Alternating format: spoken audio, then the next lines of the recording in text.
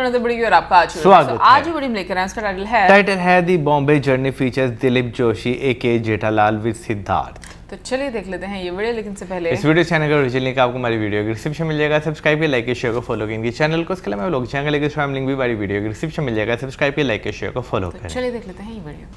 चलो अपन फटाक से आते हैं उधर के एक बार में। चलिए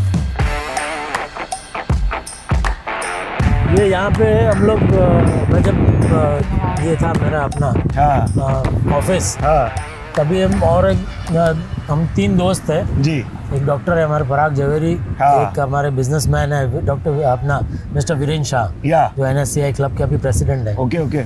तो हम लोग का जब भी बुनियाद, मुझे याद है बुनियाद चलती थी टीवी पे, तो मैं ऑफिस से आता था, खाना वाना खाता था, बुनियाद देखते थे, उसके बाद वो अपनी गाड़ी लेके आ जाते थे और हम रूटीन गाड़ी में बैठ के हम यहाँ आ जाते थे और कुछ नहीं, बस यहाँ गाड़ी पार्क करके बस गाने सुनते हैं, 1-1.5 घंटा बैठते हैं, घर चले जाते हैं। सही है, इधर से एक दाना लो, चाय वाय लो। हाँ, और यहाँ पे सिर्फ एक शायद चाइनीज वाले की गाड़ी लगी रहती थी और एक पान वाले थे, नुस्खे वाले बाबा।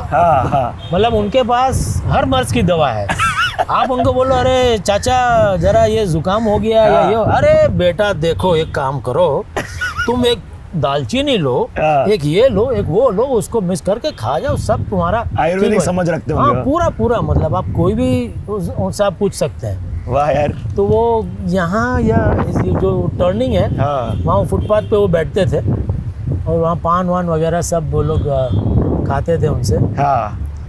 तो ये सब यादें बहुत पुरानी मुझे याद है। मेरे बड़े भाई है, उनके साथ भी हम लोग मेरी फियाट में हम लोग आते थे यहाँ बैठने, बिल्कुल गिरती नहीं होती थी रात को। मुश्किल से कोई आपको मतलब 20-30 लोग दिखेंगे यहाँ पे, 20-30 भी मैं ज़्यादा बोल रहा हूँ।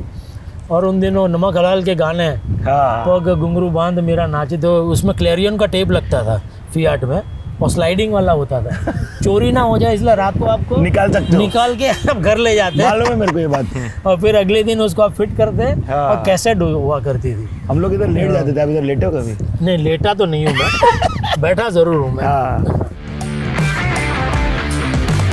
एक मैंने फिल्म की थी गुजराती, ओके, होशी होशी लाल।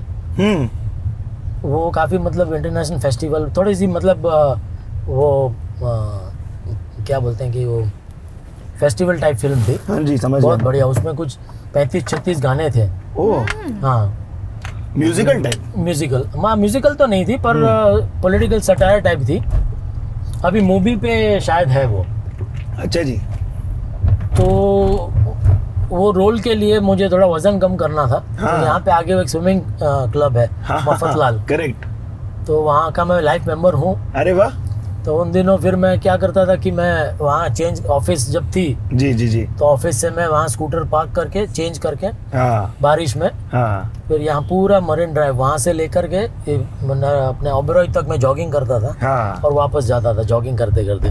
45 मिनट लगते थे और कुछ 1.5 महीने में मैंने 16 किलो वजन कम किया था तभी। और वो जो मजा था, मतलब हल्की बारिश हो रही है, सनसेट हो रहा है और ब्यूटीफुल बादल। Nariman point sunsets are one of the best sunsets I have ever seen in my life. आपका कई लोगों को पता नहीं है but man will be man की लॉन्च एड्स में आप हैं, जिसमें अपने क्या नाम है उनका, सारा भाई वर्सेस सारा सुमित जी भूल जाते हैं अपनी वाइफ का नाम रोज है जी और वो आपसे फूलों के नाम पूछ रहे हैं। वो एड मतलब प्रसून पांडे जी ने उसको डायरेक्ट किया और पहली बार ऐसा हुआ, उनके ड्रेस दादा जो बहुत पुराने थे उन्होंने बताया कि सुबह हम लोग 9 बजे की शिफ्ट थी। तो हम पहुंच गए थे 8:30 बजे और वहाँ पे एक मतलब हेयर ड्रेसर लड़की को भी बुलाया गया था।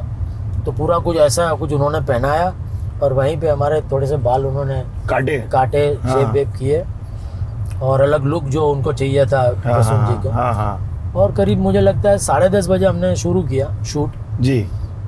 और आपको ताज्जुब होगा, मतलब वो दादा बता रहे थे by 1:30 it was a wrap. Really? मतलब मास्टर भी हो गया, क्लोज भी हो गया, सब कुछ हो गया। तो वो जो दादा थे, ड्रेसमैन दादा, वो बोले अरे यार ये तो कमाल हो गया। आज तक बोले मैं इतने साल से सर के साथ हूँ, बोले आज तक कभी ऐसा नहीं हुआ कि इतना जल्दी पैकअप हो गया। और प्रसून के साथ भी बहुत मजा आया, मैंने काफी एड्स की उनके साथ। जी। एक याहू की मैंने, हाँ फिर एक ये मैन विल बी मैन, फिर वो कैसे जिब लपलपाए, यस, वो भी एक मैंने की थी। हाँ। तो ये क्या इंटरेस्टिंग स्टोरीज है आपके पास। बहुत ही मजेदार वो डायरेक्टर है, मतलब जी। मुंबई के लोगों की कोई कहानियां आपके पास हो तो? मुंबई के लोग मतलब सब जिंदा दिल जी। एकदम, जैसे आपने वो 26 जुलाई का जो हादसा हुआ था, हाँ उसमें रियल मुंबई का जो स्पिरिट है जी, वो पूरे इंडिया को देखने को मिला। करेक्ट।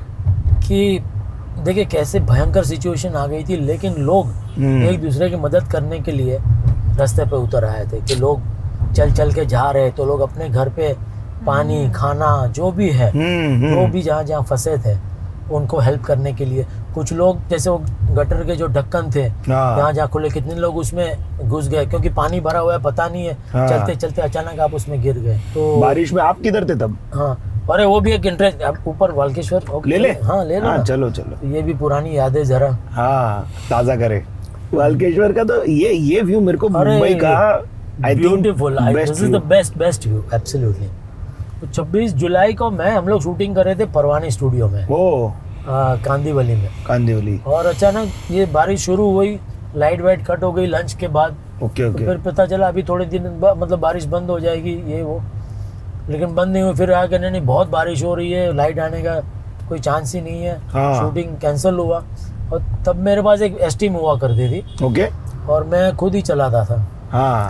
तो मैं वहाँ से लेके निकला तो अथर्व कॉलेज जो है जी, अपना मलाड में। हाँ। तो वहाँ पूरा मतलब पानी भरा हुआ है। तो मैं आगे से थोड़ा, मुझे लगा यहाँ ही भरा हुआ होगा, आगे जाके क्लियर हो जाएगा। करेक्ट। तो मैं धीरे धीरे गाड़ी लेता गया। जैसे लेता गया गाड़ी के अंदर पानी आने लगा। मतलब ये क्लच ब्रेक उसके ऊपर, मतलब यहाँ तक पानी, पूरे घुटने तक पानी। एस्टीम वो भी थी ना? हाँ, बहुत ही लो थी। और फिर वो अथर्व कॉलेज के पास आके गाड़ी बंद पड़ गई। और अथर्व कॉलेज तक चली अच्छी बात है। हाँ, वहाँ तक भी चली। और फिर उसने दम तोड़ दिया। और ऊपर से बारिश, ये वो, मैं बोला क्या करूं। अभी बीच में तो खड़ी नहीं कर सकते। तो मैं अभी धक्का भी कैसे मारूं। लेकिन वो वहाँ एक बस भी रुकी हुई थी, बस में हमारा एक्सपोर्ट वाला बंदा था, वो बैठ, उसने देखा तो वो बेचारा उतर के आ गया। उसने हेल्प करके फिर मैंने गाड़ी साइड पे लगाई। गाड़ी को वहीं छोड़ के मैं अथर्व कॉलेज से पार्ला ईस्ट चल के आया घर पे। मैं सुबह मतलब शाम को कुछ 6-6:15 बजे मैंने शुरू किया। रात को मैं 11:30 पौने 12 बजे मैं घर पहुंचा हूँ। लेकिन लकीली आप यकीन मानो, उसको मैं लेके आया टो करके और रिपेयरिंग में दिया। लेकिन तभी वो चिप विप का मामला नहीं था ना इतना हाईटेक। तो कुछ 16-17 हजार में पूरी गाड़ी रिपेयर हो गई। पूरी नहीं बन गई और फिर से चलने लगी। अरे वाह यार, तो फिर अच्छा है। फिर आप एसयूवी वाले अभी रिसेंटली बने हो थोड़ा सा। हाँ। बट Q7 नहीं है इनके पास। ये मुझे पता है। मैं इनके घर से इनको लेके आया हूँ। बट अच्छा है, सुंदर है। आप लोग काफी लेकिन हम्बल भी रहे काफी टाइम तक। Even after TMKOC became such a big thing, आप लोग वही अपने घर में रहते थे क्यों? हाँ, मतलब यहाँ भी कुछ 5-6 साल अभी है जो थोड़ा सा बड़ा घर लिया है जी। कुछ 2016 में हम लोग शिफ्ट हुए। तब तक वही अपने एक छोटा सा घर था, वहीं रहते थे। सामने ही वही था, पार्ला में जी। और पार्ला इस बहुत मजेदार एरिया है। क्योंकि एक तो कन्वीनियंट ऐसा है, हाईवे नजदीक है, एयरपोर्ट नजदीक है, और मार्केट बहुत बढ़िया है, मंदिर है सब। करेक्ट बोले आप। बाबू जी के लिए भी अच्छा रहता है। और लाइवली एरिया है पूरा। और पार्ला इसमें भी काफी बहुत सारे आर्टिस्ट रहते हैं। मराठी थिएटर के, मराठी फिल्म के, और काफी मतलब बड़े बड़े विक्रम गोखले जी है, विजय तेंदुलकर जी हैं। अरे वाह। मकरंद देशपांडे भी पहले वहाँ रहते में रहते थे। हाँ, सुमित राघवन जी पार्ला ईस्ट में रहते हैं। अरे स्वीट। तो बहुत सारे, रसिका जोशी करके जी, बहुत बड़ी एक्ट्रेस, अभी वो नहीं रही, बट वो भी पार्ला में रहती थी। वाह यार, तो Parla east is also very culturally very rich area. ये बताओ, मुंबई का स्लैंग, जो मुंबई की भाषा है, वो आपको फैसिनेट करती है? कोई शब्द क्योंकि गुजराती का तो बहुत इन्फ्लुएंस है ही हमारी हाँ। दिनचर्या में। यहाँ से राइट टर्न नहीं है लेकिन सीधे का सिग्नल खुला है। हम लोग सीधे जाके फिर वापस ज्वाइन कर सकते हैं ना। बेस्ट, चलो डन। ये देखिए मुंबई ओरिजिनल ट्रू मुंबईकर के साथ चलने का फायदा, सारे रास्तों से परिचित हैं आप। तो ये बताओ फिर, स्लैंग मैं बोलता हूँ जनरली, बट वर्ड्स आपके कोई फेवरेट हो तो? जैसे आप गर्दी भी बहुत बोलते हो, आप गिरदी बोलते हो, हम गर्दी बोलते हैं जैसे, वो एक इंटरेस्टिंग है। ये सारे गुजराती भाषा के ही शब्द हम लोगों ने ले रखे हैं क्यों? ऐसा है। और वापरने का, परवड़ता, ये सब मुझे बहुत फेवरेट लगता है। और ये अगर आप देखें तो ये बिजनेस टर्मिनोलॉजी एक तरीके से है ना, वो इंटरेस्टिंग है वो इन्फ्लुएंस। तो खाओ गली वगैरह आप जाते हो या आपके वो शौक कम हो गए? नहीं, मैं खाओ गली तो वैसे भी कभी नहीं जाता था। हाँ, क्योंकि ऐसे पता नहीं रास्ते पे ऐसे खड़े रह के खाने का मुझे बहुत थोड़ा अजीब लगता है। हाँ। लेकिन हाँ, पहले कॉलेज के टाइम में या ऐसे दोस्तों के साथ पाइधुनी जैसे एरिया है, तो बहुत रेयर कभी कभार ऐसे कभी चाय पीने चले गए। वहाँ एक चाय वाला बहुत बढ़िया हुआ करता था, या एक डोसा वाला था। हाँ। तो उनका डोसा कभी खाया। अरे वाह वाह वाह। तो अभी आप खुद खाना वाना बनाते हो क्या कभी? नहीं। मैं खाना जानता हूँ। बनाना नहीं जानता। नहीं चाय बना सकता हूँ, वो भी एक कप। बेस्ट, बढ़िया। ये इंडिया हाउस, यहाँ पे हमारे बहुत अच्छे मेरे बचपन के दोस्त डॉक्टर पराग झवेरी रहते हैं। अच्छा। हाँ, रेडियोलॉजिस्ट है वो। ओके। वो भी हम लोग मतलब उनको देख के मैं इनफैक्ट ये मैं एक्टर बना हूँ। क्योंकि वो बचपन में चिल्ड्रंस प्लेस करते थे। ओके। तो एक नामदेव भाई का ही एक प्ले था, नारदनी चोटी। इंद्रनुआसन नारदनी चोटी। हाँ। तो उसमें वो नारद बनते थे, बहुत क्यूट से, छोटे से, गोलू मोलू से। हाँ। तो वो प्ले देख के वो मुझे वो एक और दूसरा, उसी में एक और एक्टर थे, मतलब मिलिंद दवे जी, जो अभी अमेरिका में है। मिलिंद दवे का नाम सुना है मैंने। अच्छा। हाँ। नहीं, वो काफी साल से वो अमेरिका में है, लेकिन वो भी अपने ही लोगों से सुना होगा। हाँ, शायद। हाँ। तो वो भी बहुत बढ़िया एक्टर थे ये चिल्ड्रंस प्लेस में। हाँ। तो ये सब मतलब जब मैं लिटिल थिएटर में मेरा दाखिला करने गए, तो वो लोग सब वहाँ किसी शो के लिए जा रहे थे। अभी वो ये इंद्रनुआसन नारदनी चोटी जी, वो प्ले चल रहा था उनका। हाँ। तो वो बस आई थी और उसमें वो वहाँ पूरी टीम इकट्ठा हुई थी। हाँ। तो वो संता कुकड़ी में भी वो लोग ने कुछ किया हुआ था। तो उन्हीं की मतलब मैं नकल करता था घर पे। तो पहली बार उनको देख के मुझे, अरे ये तो वो है, अरे ये वो है, मतलब उनको लाइव देख रहे हैं। अरे तो फिर तो सब अच्छे दोस्त बन गए। हाँ। साथ में चिल्ड्रंस प्लेस वगैरह सब किया। लेकिन यार उनको देख के मैं प्रभावित काफी हुआ था। तो आप गायक बनने का भी सोचे थे क्या कभी? अभी आप जब गाए, मेरे को लगा म्यूजिक में भी शौक रहा आपका। हाँ, ना, म्यूजिक में शौक तो बहुत ही रहा है। हाँ। पर बस यही रिग्रेट है कि भगवान ने और अच्छा गला दिया होता। तो क्योंकि मैं समझता हूँ singing is a purest art. क्योंकि इसमें आप चीटिंग नहीं कर सकते। कैमरे में एक्टिंग तो क्या, हमारा तो चीटिंग का ही धंधा है। एडिटिंग करके निकल जाता है। या म्यूजिक से, या उसको एनहांस करते हैं, ग्लिसरीन लगा के आप रोने वाले सीन भी कर सकते हैं। हाँ। लेकिन म्यूजिक ऐसी चीज है, गाना ऐसी चीज है कि जिसमें आपका अगर सुर सही लगना है तो लगना ही है।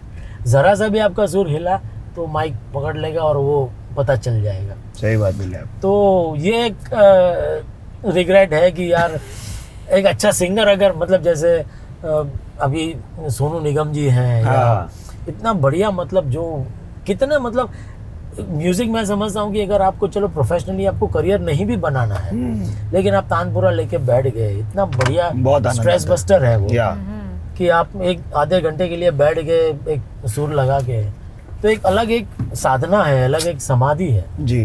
तो एक अलग ही मेडिटेशन है वो पूरा। मैं एग्री करता हूँ आपसे एकदम। ये ऋत्विक ने आपको रील्स वगैरह करने को नहीं बोला कि आप भी शॉर्ट फॉर्म कंटेंट, खाली एक ही आपका डस्टबिन वाला ही आया था एक बस? हाँ, नहीं, वो तो एक्चुअल हो गया था। हाँ। और वो तभी कोविड के टाइम पे हमारे सेट पे जगह जगह वो स्टैंड लगे थे। तो रोज वो आदत पड़ गई थी। तो मैं वो बाथरूम से निकला और ऊपर वो हमारे मेकअप रूम में लगा हुआ था और नीचे डस्टबिन था। तो मैं पता नहीं कुछ सोच में था और मैंने वो ऐसे किया, बोला ये आ क्यों नहीं रहा है। तो फिर वो अपना जो भिड़े है मंदार, वो भी मेकअप बैठा था और वो कुछ फोन पे देख रहा था, तो उसने वो देखा और उसने शूट कर लिया। तो वो तो बहुत ही वायरल हो गया था। यस, वही तो। तो आपको ऐसा ऋतिक बोलता नहीं क्या रील्स बनाओ करके? नहीं वो ऐसा क्योंकि मुझे भी ऐसा, क्योंकि एक्चुअली टाइम ही नहीं मिलता है सब जी। इतना काम रहता है कि इस सब के लिए टाइम चाहिए आपको। करेक्ट। तो बट फैसिनेटिंग है दुनिया सोशल मीडिया की भी। हाँ, नहीं ऑफ कोर्स डेंजरस भी है। हाँ क्योंकि एक बार किसी ने कुछ गलत आपके बारे में लिख दिया तो अभी फिर वो सालों तक ऊपर फिर से वो 2-3 साल के बाद वापस उभर के आता है। जी जी जी जी जी। कितने लोगों ने कितनी बार अभी जैसे अफवाह फैलाई है कि मैंने शो छोड़ दिया है। ऐसा क्यों? कोई दूसरा पता नहीं लोगों को नहीं। एक तो पहले आया था कि किसी कोई न्यूज़पेपर, गुजरात का न्यूज़पेपर था। हाँ। उसने अप्रैल फुल गैग किया था। ओके। कि भाई मैंने ये शो छोड़ दिया है और दूसरे फला एक्टर ने उसके साथ शूटिंग भी शुरू हो गई है वगैरह वगैरह। और फिर नीचे उन्होंने बहुत ही फाइन प्रिंट में लिखा था कि it's an April fool thing. तभी किसी ने क्या किया कि वो अप्रैल फुल वाली लाइन काट के व्हाट्सएप पे चला दिया। तो अभी वो क्या इतना वो एनर्जी जाती है उसमें, क्योंकि अपने जानने पहचानने वाले लोग, दोस्त लोग का सब फोन, अरे क्या हुआ भाई, क्यों छोड़ दिया, क्या कुछ प्रॉब्लम हो तो उनको जवाब दो फिर से। तो ऐसे कितने सारे फोन आपको अटेंड खामखा, मतलब एनर्जी उसमें चली जाती है। सही बोले आप। बट आप पहले बाबूजी करने वाले थे, आपने उसके लिए भी ऑडिशन किया था? नहीं, ऑडिशन नहीं किया था। आसिफ भाई ने मुझे चॉइस दिया था। हाँ। कि क्योंकि वो बचपन से जानते हैं मुझे, इंटर कॉलेजिएट के टाइम से। हाँ। तो उन्होंने कहा कि मुझे पता है तुम जो भी रोल करोगे अच्छा करोगे। ओके। बोले मैं तुम डिसाइड करो तुम्हें क्या करना है। हाँ। चंपकलाल या जेठालाल। हाँ। मैंने बोला भाई चंपक, और क्योंकि मैं तारक भाई का जो ये कॉलम जिससे पे से बनी है जी, बचपन से हम लोग पढ़ते आए हैं। हाँ। तो मुझे पता था कि क्या है क्या नहीं। मैंने बोला चंपकलाल का तो मैं एक्चुअली दिखूंगा नहीं और लगूंगा ही नहीं जी। तो जेठालाल भी जो ओरिजिनल तारक भाई का जो उनका जो कैरिकेचर था, उनके जब कॉलम आते थे उसमें, वो बहुत ही दुबला पतला आदमी भी था, चार्ली मुस्टाश और ऐसा था। और मैं तो थोड़ा सा हेल्दी गोलू मोलू हूँ। तो मतलब वो भी पता नहीं कैसे, पर मैं कोशिश कर सकता हूँ जेठालाल के इसमें। तो बोला ठीक है फिर। तो उस तरह से फिर जेठालाल का किरदार मैंने किया। वाह यार। And I will be ever so grateful to Asif भाई for giving me this role and giving me this opportunity of course, because एक तो उन्होंने ये सीरियल बनाने का सोचा और बनाई और उसमें मुझे ऐसा अच्छा रोल दिया, क्योंकि इसकी वजह से मैं अपना जो हुनर है या जो भी है थोड़ा बहुत जी, वो मैं लोगों तक पहुंचा सका। तो अभी एस्पिरेशंस क्या रहती है जब आपका एक इतना बड़ा कैरेक्टर हो जाता है, और क्या क्या सोच रहे हो, क्या करना चाहते हो? मैंने एक्चुअली लाइफ में कभी कुछ प्लान किया नहीं है। अच्छा। मतलब जब जो मिलता गया, हाँ जी, वो मैं करता गया। ओके। जैसे मैंने बताया कि ये बिफोर तारक में था, 1-1.5 साल तक आई वाज जॉबलेस। अचानक भगवान ने कृपा की, ये मिल गया। अब सोचा भी नहीं था कि ये इतना लंबा चलेगा या इतना पॉपुलर होगा। और अभी या डेफिनेटली मतलब जैसे आज OTT पे बहुत बढ़िया कंटेंट आ रहा है, बहुत बढ़िया काम हो रहा है। तो कुछ ऐसा इंटरेस्टिंग अगर काम मिले, OTT का बस यही डर है कि उसमें गाली गलौज पता नहीं क्यों बिना वजह बहुत होती है, बहुत मतलब। तो वो थोड़ी दिक्कत है कि अगर ऐसा कुछ हुआ तो शायद मैं नहीं कर पाऊंगा, क्योंकि अच्छी सीरियल है जहाँ पे जरूरत नहीं है। मुझे लगता है क्या जो OTT वाले उनका कुछ प्रेफरेंस है, होना चाहिए ऐसा जबरदस्ती की क्या? नहीं, पहले तक सेंसर था तो मेरे ख्याल में, मेरे को हमेशा ऐसा लगता है कि सेंसरशिप उतनी हार्ड नहीं थी बोल के खुल गए शायद ऐसा। नहीं, पर जैसे अब देखिए कि जो बड़े बड़े हमारे यहाँ मेकर्स हो गए, राज कपूर साहब है, ऋषिकेश मुखर्जी है, टाइमलेस काम किया। उनका काम आज भी आप देखो आपको उतना ही पसंद आता है। उन्होंने तो कभी इसका सहारा लिया नहीं जी, या उनको जरूरत भी नहीं पड़ी। बावर्ची देखो, क्या बढ़िया पिक्चर है, बिना कोई गाली। सब बढ़िया। आप ऋषिदा की कोई भी फिल्म देख लीजिए जी। ये याद है आपको सीलिंग आता हुआ यहाँ पर कभी आए आप लोग? फिर देखे, बात किए, 10 साल तक तो बन रहा था अपना। हाँ, ये बन रहा था तभी जब पहली बार जब ओपन हुआ। तो आई थिंक एक चैरिटी ऑर्गेनाइजेशन के लिए एक साइकिलिंग का कुछ इवेंट हुआ था। अच्छा। तो उन दिनों मतलब जब नया नया खुला ही था ये, तो साइकिल लेके हम लोग आए थे ओके यहाँ पे, और पूरा मतलब काफ़ी सब सीरियल से और काफ़ी अलग अलग मीडिया एंटरटेनमेंट वर्ल्ड से काफ़ी सेलिब्रिटीज़ आए थे। तो हमारी तारक मेहता की टीम से भी जिनको इंटरेस्ट था हाँ। साइकिलिंग करना चाहते थे, जी, तो वैसे हम लोग काफ़ी 8-10 लोग हम लोग आए थे। अरे वाह, तो बैंड्रा से शुरू होके पूरा ये सीलिंग और फिर महबूब स्टूडियो वगैरह सब हाँ घूम जी, हाँ के, जी, बहुत मज़ा आया था तभी। वाह यार। ये आप लोग TMKOC को लेके काफी घूमे भी हो, हांगकांग के डिज्नीलैंड में गए थे आप लोग शूटिंग जी के जी लिए? जी बिल्कुल बिल्कुल। वो कैसा था एक्सपीरियंस? बहुत ही मतलब आउटडोर जब भी हम जाते हैं बहुत हेक्टिक होता है, हाँ। क्योंकि बहुत कम टाइम में बहुत सारा निपटाना होता शूट है। करना होता है। करेक्ट। तो दिखने में तो लोगों को लगता है कि अरे वाह हम बहुत मजे कर रहे हैं, वहाँ हमारी हालत पतली हुई होती है नहीं ऑफ कोर्स, क्योंकि सुबह से रात तक हाँ हम लोग एक से एक सीन, मतलब मुश्किल से सोने को मिलता है जी। रात को 10 बजे तक, सुबह 8-9 बजे से शुरू होता है शूटिंग, रात को 9-10 बजे तक चलता है। हाँ तो जैसे सिंगापुर हम लोग गए थे, क्रूज में शूट किया था हमने। Yes. एक तो इतनी बड़ी क्रूज थी, हाँ और रूम हमारी उस तरफ है, लोकेशन उसमें शूट करना वो दूसरी तरफ है, जी। तो अंदर तो कोई व्हीकल है ही नहीं। हाँ, चल के मतलब वो अब हम सब देखते थे, हाँ तो रात को जब देखते थे तो सबके 15,000-20,000 स्टेप हो Step हो चुके हैं।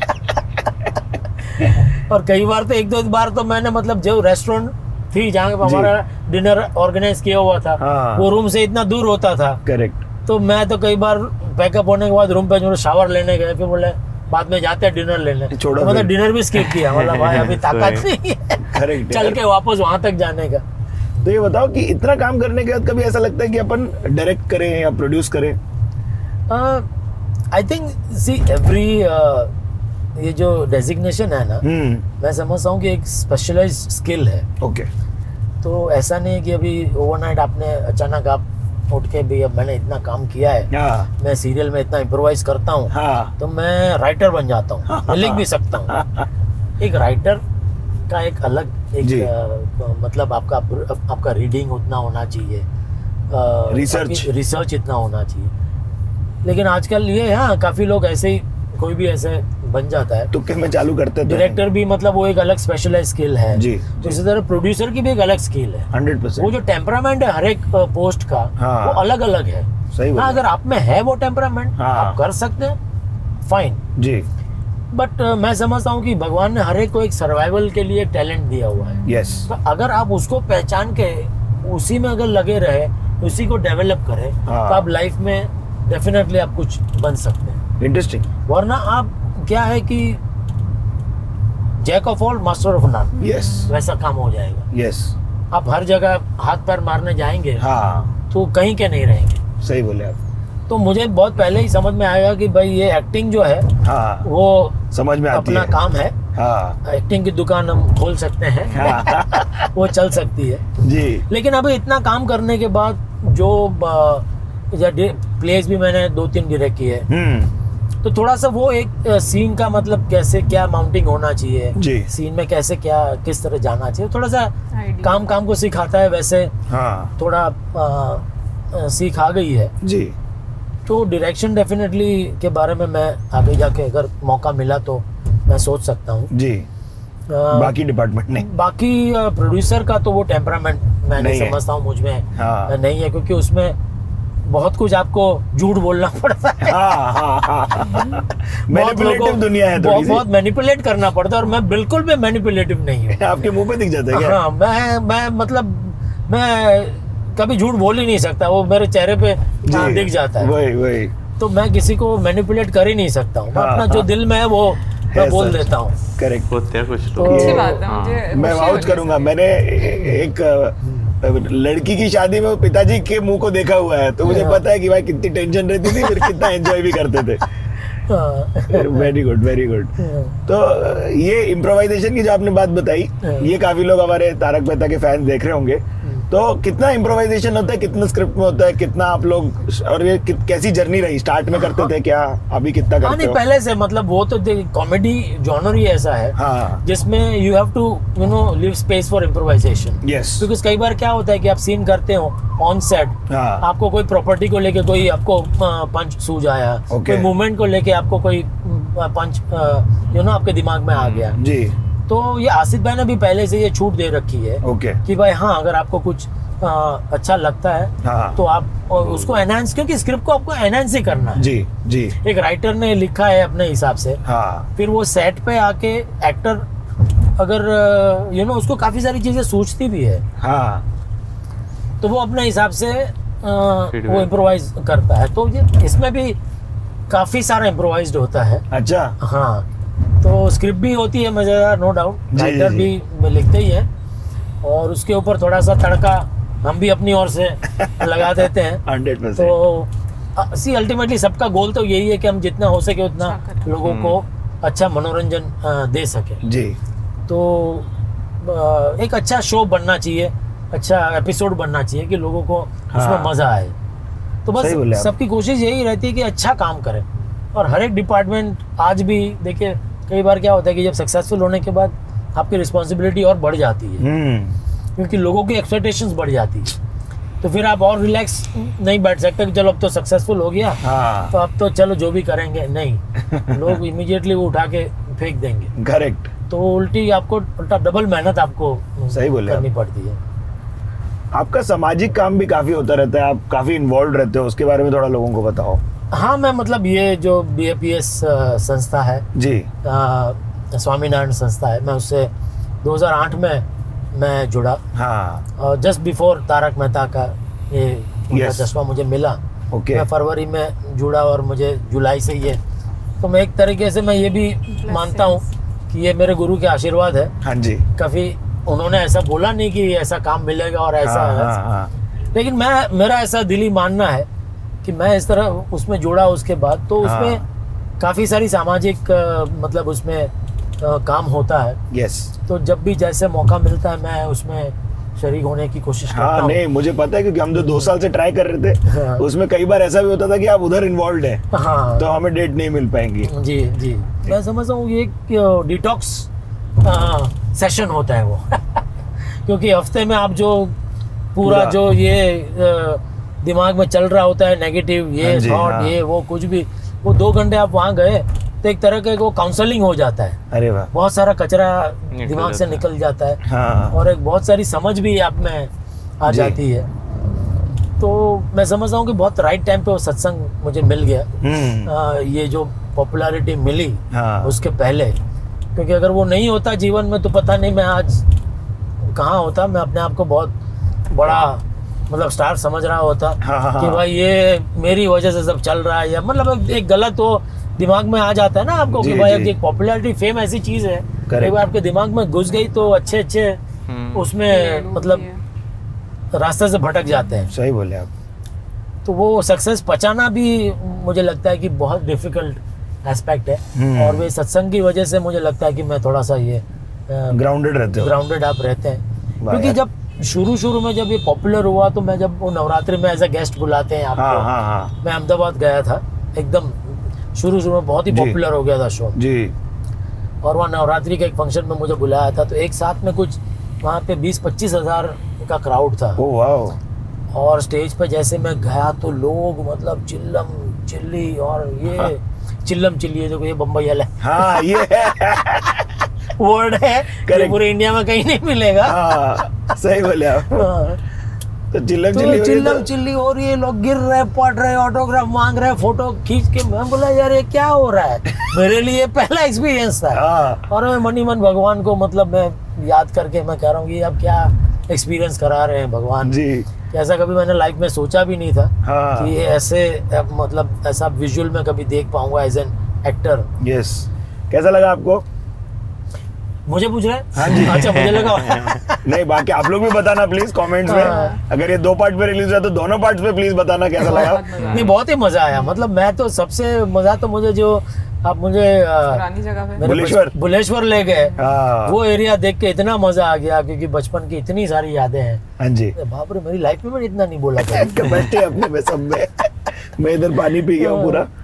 बट इंटरेस्टिंग, मजेदार। घर वाले मेरे वाइफ को पता चलेगा तो सबसे पहले नाराज होंगे क्योंकि शूटिंग से जाने के बाद ना इतने थक गए होते हैं। हाँ, नहीं तो बात कई बार कर कंप्लेन करते हैं कि यार कुछ बोलते ही नहीं है। हाँ। मैं बोले यार पूरा दिन इतना डायलॉग बोलना होता है, इतनी एनर्जी जाती है कि फिर घर आके एनर्जी बचती नहीं है। सही बोले आप। होता है।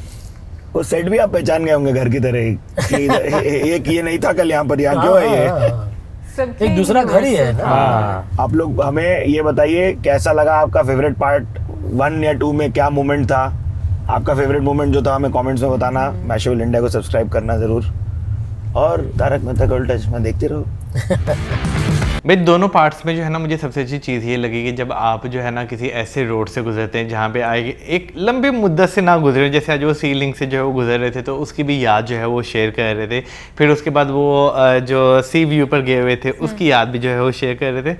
तो वो जो यादें ताज़ा होती है ना उन सड़कों पर, वो आपको जो है ना वाकई में बड़ा अच्छा फील कराती हैं। और मुझे ना उनकी कॉन्वर्सेशन सुनकर बड़ा अच्छा इसलिए भी लग रहा था क्योंकि जैसे हम लोग सोचते हैं कि मतलब अगर मैं कंटेंट को लेकर बात करूं तो मैं भी अक्सर ये बात करती हूँ कि बहुत ज़्यादा जगहों पर ज़रूरत नहीं होती कि आप कुछ ऐसे अल्फाज बोलो जो कि आप अपनी फैमिली के साथ बैठ कर नहीं सुन सकते। क्योंकि अगर हम अपने कल्चर की बात करें ना तो कल्चर हमारा फैमिली वाला ही है। हाँ। ठीक है ना, इंडियन सब कॉन्टिनेंट की अगर बात करें, हम चाहे जितने मर्जी मॉडर्न हो जाए, मुझे नहीं पता कि अभी इंडिया में कि लाइक जो मिडिल क्लास फैमिलीज हैं वो किस तरह से रहती हैं, लेकिन जैसे इतने बड़े कलाकार हैं उनकी बातें सुनकर भी मुझे इतना अच्छा लग रहा था कि वो उनका सेम सोचने का एक अंदाज है। फिर उसके बाद जैसे उन्होंने ये बात बोली कि मुझसे झूठ नहीं बोला जाता, मैनिपुलेट नहीं किया जाता, तो कभी कभी ना हम लोग अक्सर ये बातें कर रहे होते बैठकर कि हमें ना लोगों को डील करना नहीं आता। सही बात है, बहुत मुश्किल होता है झूठ बोलना। लेकिन